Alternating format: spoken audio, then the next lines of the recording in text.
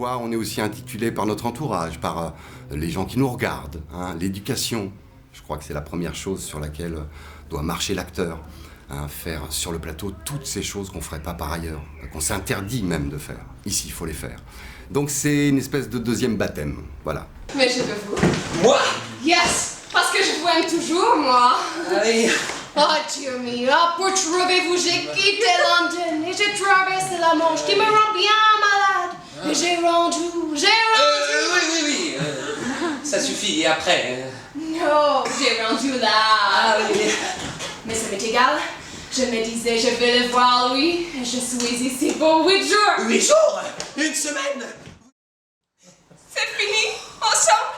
Hein? Voyons, Maggie, soyez raisonnable. Et vous m'aimerez moi plus jamais. Oh, si.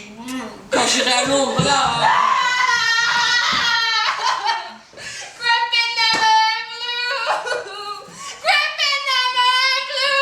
Taisez-vous donc que ma femme peut vous entendre. Ça m'est égal. Oui, mais pas moi. C'est le travail sur vous. Et acting est une école qui propose énormément de choses. Cette école offre vraiment dans sa diversité beaucoup de différences et permet aux élèves d'aller pouvoir, dans la complémentarité des disciplines, parcourir pendant 3 ans pour sortir d'ici suffisamment, on va dire, confiant pour entrevoir que les choses commencent dehors.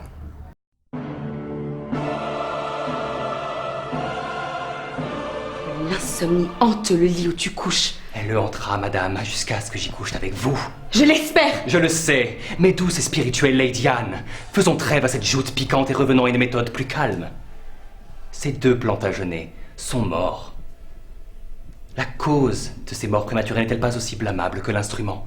Tu es la cause qui a produit l'effet maudit. Votre beauté fut la cause de cet effet. Votre beauté qui me hantait dans mon sommeil et qui me poussera à détruire le monde. Pour 1 heure dormir sur votre sein charmant. Homicide, si je croyais cela. Ces ongles arracheraient cette beauté de mes joues. Mes yeux ne supporteraient pas un tel ravage.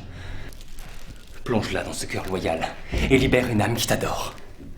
J'offre ma poitrine nue à tes coups et à genoux humblement te supplie de me donner la mort. La première année est récréative, dans le sens où pour eux tout commence, il y a une espèce d'énergie, de bonheur, tout ça. Comme la difficulté augmente en 2e année, on est dans quelque chose que j'ose appeler maintenant avec le recul une année régressive.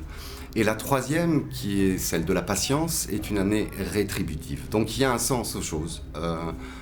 Et cette première année, elle est là pour aussi leur permettre de prendre confiance, mais avec des enjeux qui sont basés en fait sur leur vérité en circonstances données. C'est déjà beaucoup, sonner juste, pas tricher, se servir du corps.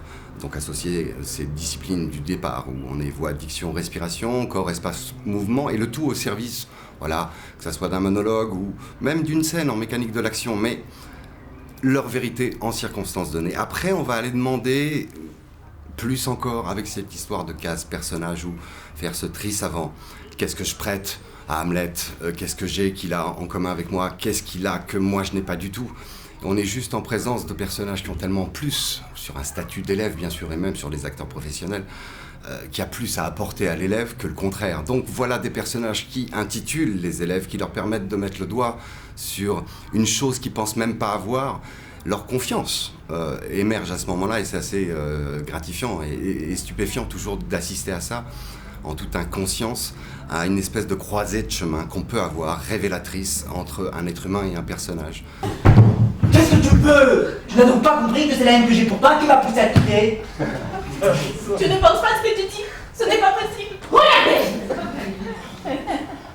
Elle fait partie de votre complot, elle aussi. Oh, malfaisant Ternia, monstre d'ingratitude et de mépris, tu es de la conspiration, hein? Tu t'es ligué avec ces 2 individus afin de me bafouer et de payer ma tête. Autour les secrets que nous avons partagés, les serments échangés, les heures qu'ensemble nous avons passées, où nous haïssions l'avenir incertain qui causerait notre séparation. Tout cela est-il oublié? Tu voudrais donc que je sois pour mépriser ta frère ami? Tout cela est contraire à l'amitié, contraire à l'infidélité. Toutes les femmes te reprocheront un jour ton geste.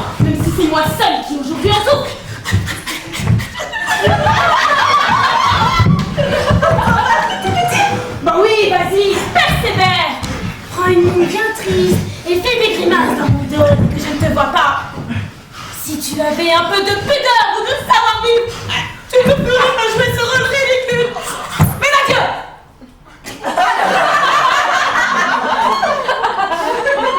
Je m'en vais. Tout cela est un peu de ma faute et ma mort, ou mon absence, ont en fait d'y remédier. On a, à la fin du travail, ici, dans chaque classe, une ouverture au public, et c'est encore des renseignements. Mais des fois, c'est dur.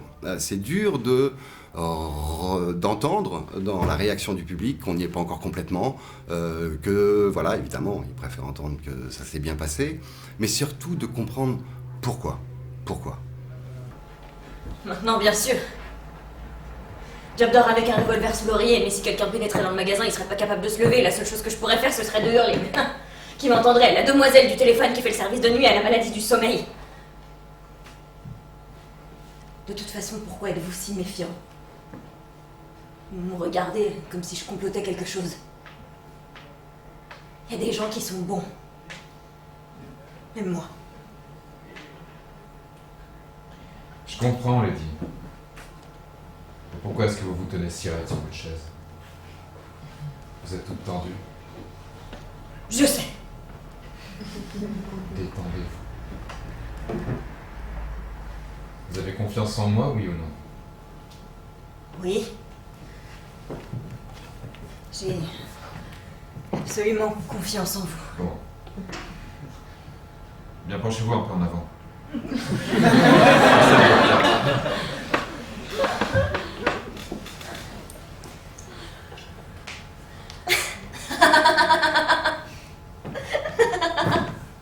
Ça fait un bruit comme les planches de la maison qui craquent quand il fait froid. Ça va mieux, hein? C'est un bon truc. Oui. Beaucoup mieux. Merci. Je crois que plus on joue, plus on a le trac.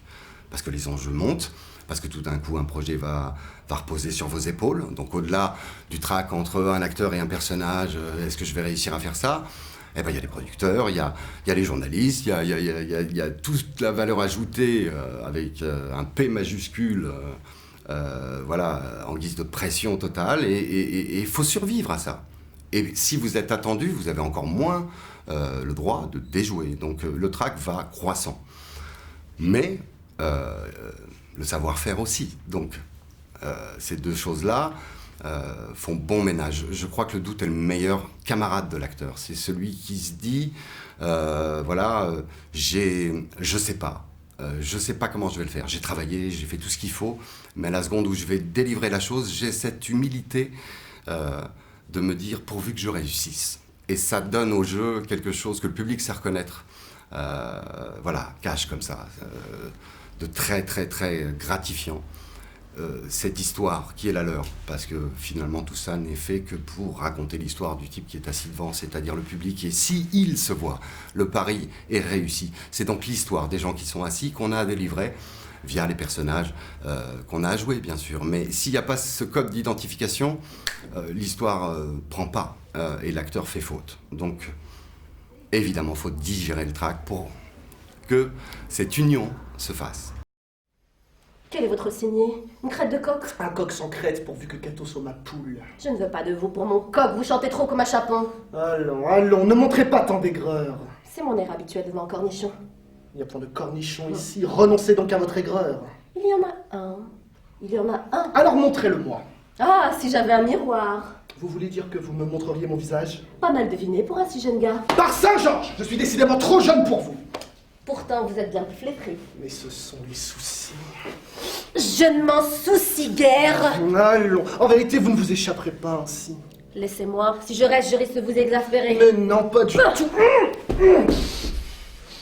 Vous avez tout de suite eu l'air d'un meuble transportable. Qu'est-ce à dire d'un meuble? Oui, d'une chaise percée. Tu as vu juste, bouge pas trop, parce que sinon tu vas venir. Tu vois, oui, vous m'avez tout de suite eu l'air d'un meuble transportable, voilà. Qu'est-ce à dire d'un meuble? Tu vois, juste ça. Sinon, si tu fais ça et que tu bouges pendant tout le temps, en fait, envoie-le ton snipe, d'accord? Et puis une fois que c'est fait, juste alors, c'est toi, sois prompt, parce que très vite elle va déborder du cadre, sinon. D'accord. Qu'est-ce que ça veut dire d'un meuble? C'est aussi tac au tac obligatoire dans la scène. Ping-pong, ok. Pense ping-pong. Non, en fait, je me suis plantée. Ah, tu comprends? 1, 2, et hop, et boum! Ok, 3. 1, 2, 3. 1, 2, ok. Donnez-moi ça. Ok, vas-y, viens.